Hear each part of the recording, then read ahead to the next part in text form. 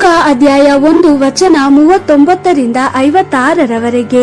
ಆಗ ಮರಿಯಳು ಎದ್ದು ಜುದೇಯದ ಗುಡ್ಡ ಪ್ರದೇಶದಲ್ಲಿರುವ ಒಂದು ಊರಿಗೆ ಬೇಗನೆ ಹೋದಳು. ಅಲ್ಲಿ ಜಕೇರಿಯನ ಮನೆಯೊಳಕ್ಕೆ ಹೋಗಿ ಎಲಿಜಬೆತ್ತಳನ್ನು ವಂದಿಸಿದಳು. ಎಲಿಜಬೆತ್ತಳು ಮರಿಯಳ ವಂದನೆಯನ್ನು ಕೇಳಿದಾಗ ಆಕೆಯ ಗರ್ಭದಲ್ಲಿದ್ದ ಮಗು ನಲಿದಾಡಿತು. ಆಗ ಎಲಿಜಬೆತ್ತಳು ಪವಿತ್ರಾತ್ಮ ಭರಿತಳಾಗಿ ಹರ್ಷೋದ್ಗಾರದಿಂದ ಹೀಗೆಂದಳು, ದೇವರು ನಿನ್ನನ್ನು ಬೇರೆಲ್ಲ ಸ್ತ್ರೀಯರಿಗಿಂತ ಹೆಚ್ಚಾಗಿ ಆಶೀರ್ವದಿಸಿದ್ದಾನೆ. ನಿನ್ನಲ್ಲಿ ಜನಿಸಲಿರುವ ಮಗುವನ್ನು ದೇವರು ಆಶೀರ್ವದಿಸಿದ್ದಾನೆ.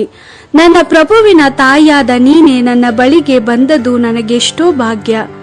ನಿನ್ನ ಧ್ವನಿಯನ್ನು ಕೇಳಿದಾಗ ನನ್ನೊಳಗಿರುವ ಕೂಸು ಸಂತೋಷದಿಂದ ನಲಿದಾಡಿತು.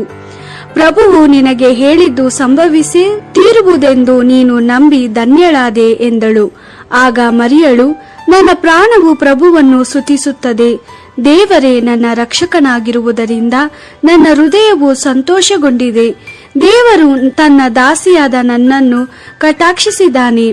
ಇಂದಿನಿಂದ ಎಲ್ಲ ಜನರು ನನ್ನನ್ನು ಧನ್ಯಳೆಂದು ಹೇಳುವರು, ಏಕೆಂದರೆ ಸರ್ವಶಕ್ತನು ನನಗೆ ಮಹಾಕಾರ್ಯಗಳನ್ನು ಮಾಡಿದ್ದಾನೆ. ಆತನ ಹೆಸರು ಅತಿ ಪರಿಶುದ್ಧವಾದದ್ದು. ದೇವರು ತನ್ನಲ್ಲಿ ಭಯಭಕ್ತಿಯುಳ್ಳ ಜನರಿಗೆ ಎಂದೆಂದಿಗೂ ಕರುಣೆ ತೋರುವನು. ಆತನು ತನ್ನ ಭುಜಬಲವನ್ನು ತೋರಿ ಗರ್ವಿಷ್ಠನನ್ನು ಚದುರಿಸುತ್ತಾನೆ. ದೇವರು ಅಧಿಪತಿಗಳನ್ನು ಅವರ ಸಿಂಹಾಸನಗಳಿಂದ ಕೆಳಗಿಳಿಸಿ ದೀನರನ್ನು ಉನ್ನತಿಗೇರಿಸುತ್ತಾನೆ.